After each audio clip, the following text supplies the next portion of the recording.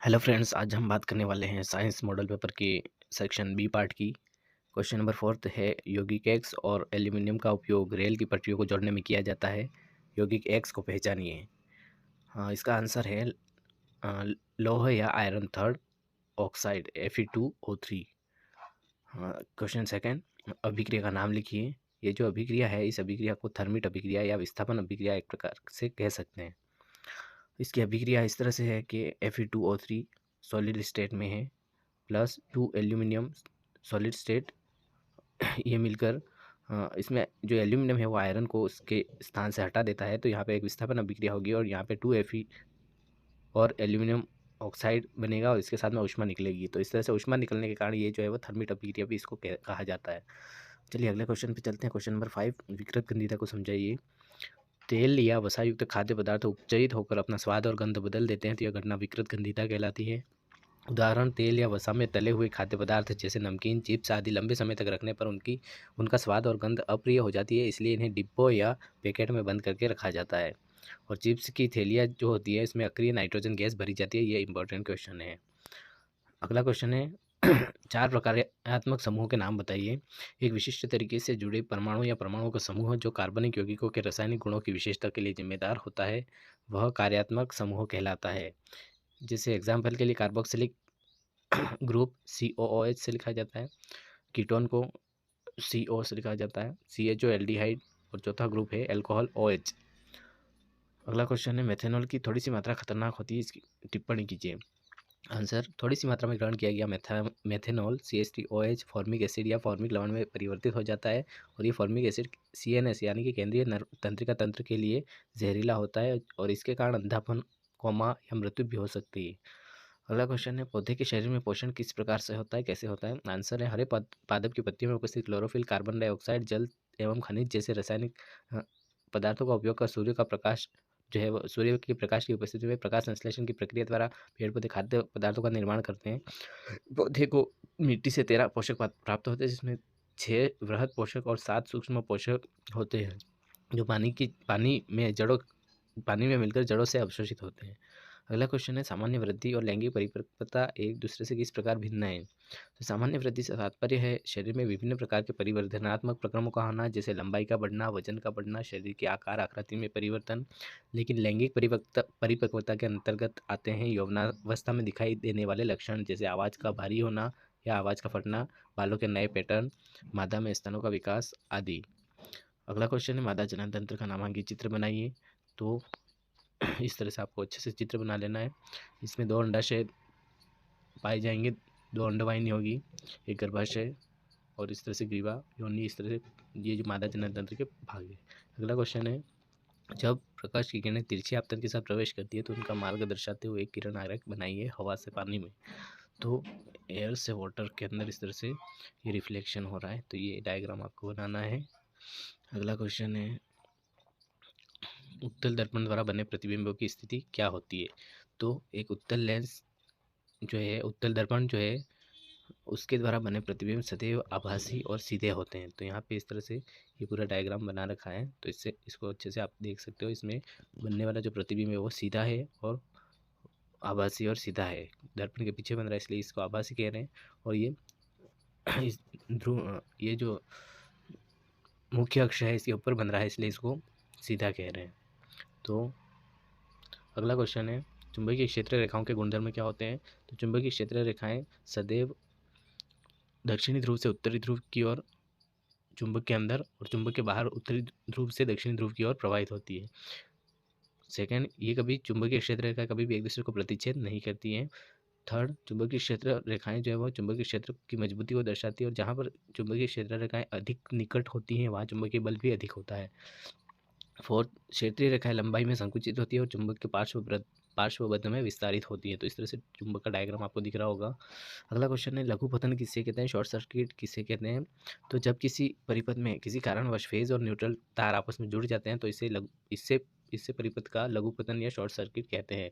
तो लघु पतन या शॉर्ट सर्किट होने पर अत्यधिक विद्युत धारा का प्रवाह होता है, जिससे विद्युत उपकरण गर्म हो जाते हैं और उनमें आग लग सकती है या पूरे परिपथ में आग लग सकती है। अगला क्वेश्चन है, दैनिक जीवन में 4 गतिविधियाँ सुझानी जो पर्यावरण के अनुकूल होती है। तो इसके लिए हम 5 आर का यूज़ कर सकते हैं। इसमें फर्स्ट आर का मतलब है रिफ्यूज़ यानी कि उपयोग न करना। सेकंड है रिड्यूस, उपयोग कम करना, जैसे प्लास्टिक का उपयोग हम कम कर सकते हैं। थर्ड है रीयूज़, पुनः उपयोग करना, अगर प्लास्टिक की थैली लाए हैं तो उसका पुनः उपयोग कर सकते हैं। घी या तेल का डब्बा है तो उसमें उसका उपयोग मसाले बनने में पुनः उपयोग कर सकते हैं, तो इस तरह से रीयूज़ कर सकते हैं। फोर्थ है रिसाइकिल, पुनः चक्रण, कागज़ और धातु के पात्र खराब होने पर कबाड़ वाले के माध्यम से रिसाइकिल के लिए भेजना, जहाँ से वो नए बनकर वापस आएंगे, तो ये प्रक्रिया रिसाइकिल कहलाएगी। पुनः चक्रण। और लास्ट है रिकवर, पुनः प्राप्त करना। चलिए पार्ट सी में देखते हैं। क्वेश्चन नंबर 16 है, क्या होता है जब जिंक धातु को कॉपर सल्फेट घोल में मिलाया जाता है? जिंक अधिक क्रियाशीलता के कारण कॉपर सल्फेट के विलयन से कॉपर को विस्थापित कर देता है, हटा देता है, जिससे जिंक सल्फेट बन जाता है, जिससे विलयन का रंग नीले से रंगहीन में बदल जाता है। और इस तरह से समीकरण यहाँ दे रखी है। जिंक जो सॉलिड स्टेट में है उसको कॉपर सल्फेट के नीले रंग के विलयन में एक्वस सॉल्यूशन में डालेंगे तो ये इसके अंदर जिंक जो है वो अधिक क्रियाशील है, जो कॉपर को उसके स्थान से हटा देगा, विस्थापित कर देगा, और जिंक जो है वो जिंक सल्फेट बना देगा और कॉपर जो है वो अलग हो जाएगा। तो ये एक विस्थापन अभिक्रिया है। अगला क्वेश्चन है, तनु सल्फ्यूरिक अम्ल में जिंक धातु मिलाई जाती है, तो ये भी एक विस्थापन अभिक्रिया है। इसके अंदर भी जब जिंक के दानों पर तनु सल्फ्यूरिक अम्ल H2SO4 डाला जाता है तो इसमें जिंक सल्फेट के साथ में हाइड्रोजन गैस बनती है।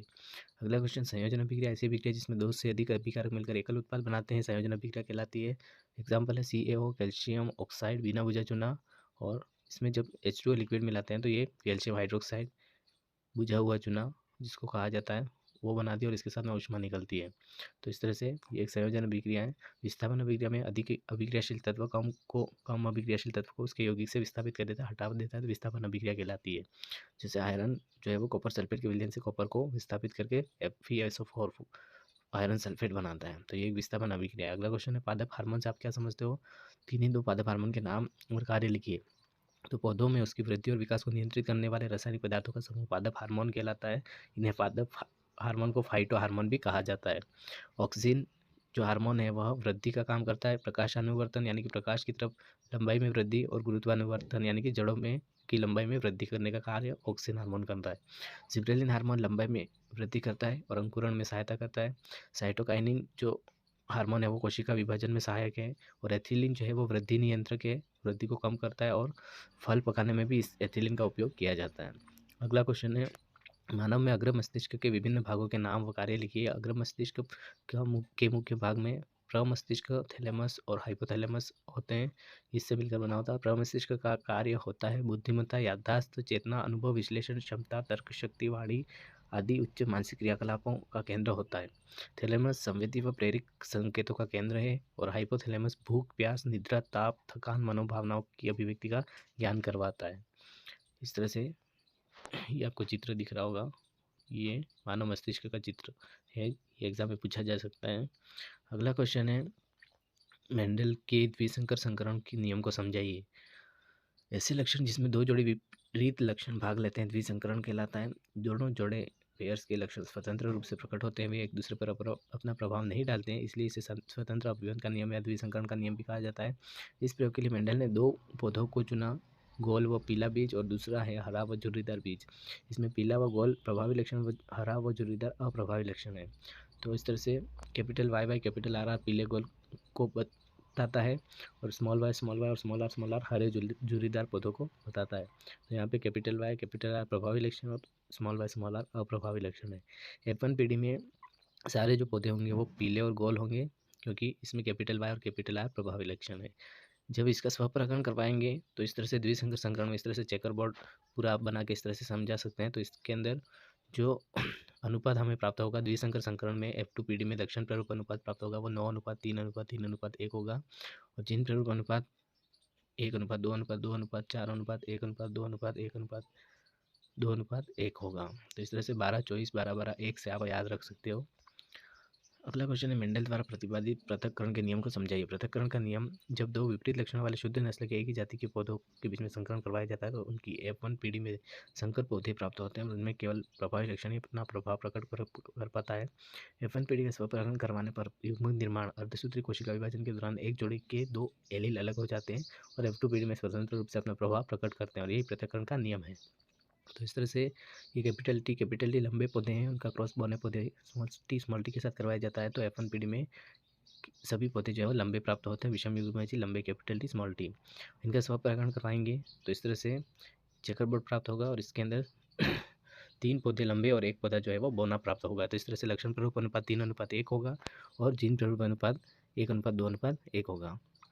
अगला क्वेश्चन है स्वच्छ आकाश का रंग नीला क्यों दिखाई देता है? तो प्रकीर्णन के कारण जो है वो नीला दिखाई देता है और नीला रंग अधिक प्रकीर्णित होता है, इसलिए आकाश नीला दिखाई देता है। और नीले रंग के प्रकीर्णन का कारण यह है कि नीले प्रकाश की तरंगदैर्घ्य अन्य प्रकाश की तुलना में कम होती है, तो नीला प्रकाश पृथ्वी के वायुमंडल में हवा के छोटे अणुओं द्वारा सभी दिशाओं में प्रकीर्णित होता है, इसी कारण आकाश नीला दिखाई देता है। अगला क्वेश्चन है, हमें वर्षा के बाद इंद्रधनुष क्यों दिखाई देता है? तो यह एक प्राकृतिक स्पेक्ट्रम है और प्राकृतिक स्पेक्ट्रम वर्षा के बाद ही वायुमंडल में उपस्थित वर्षा की छोटी छोटी जल की बूंदों द्वारा सूर्य के प्रकाश के प्रकीर्णन के माध्यम से ही हमें आकाश में दिखाई देता है।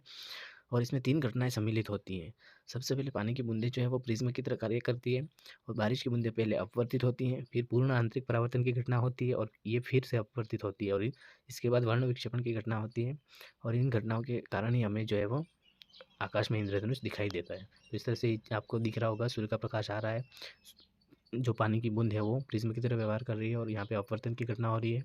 इसके बाद यहाँ पे पूर्ण आंतरिक परावर्तन की घटना हो रही है और इसके बाद ये यहाँ से वापस एक बार अपवर्तन की घटना हो रही है और लास्ट में अपने को इस तरह से इंद्रधनुष दिखाई देता है। तो और इसके अंदर भी सबसे ऊपर जो रंग होगा वो कौन सा होगा? लाल रंग होगा और सबसे नीचे बैंगनी रंग होगा। टिंडल प्रभाव क्या है? तो इस किसी कोलाइड विलयन में उपस्थित कणों द्वारा प्रकाश का प्रकीर्णन होने की परिघटना टिंडल प्रभाव या टिंडल इफेक्ट कहलाती है। धुएं या धूल से भरे कमरे में किसी छिद्र से प्रवेश करने वाले प्रकाश पुंज में कणों को उड़ते हुए देखना, घने जंगलों के वितान कैनोपी से सूर्य की किरणों का गुजरना, जंगल के कुहासे में जल सूक्ष्म बूंदों द्वारा प्रकीर्णन, तो ये सारे टिंडल प्रभाव के उदाहरण हैं। अगला क्वेश्चन है, तारे टिमटिमाते हुए क्यों प्रतीत होते हैं? तो ये वायुमंडलीय अपवर्तन के कारण रात में तारे जो है वो टिमटिमाते हैं। प्रकाश की किरण जब एक माध्यम से दूसरे माध्यम में जाती है तो वो हल्की सी मुड़ जाती है, तो यह घटना अपवर्तन कहलाती है। और यदि प्रकाश विरल माध्यम से सघन माध्यम में जाता है तो यह विलंब की ओर झुक जाता है। तो इस तरह से यहाँ वायुमंडलीय अपवर्तन के कारण तारे जो है वो टिमटिमाते हुए दिखाई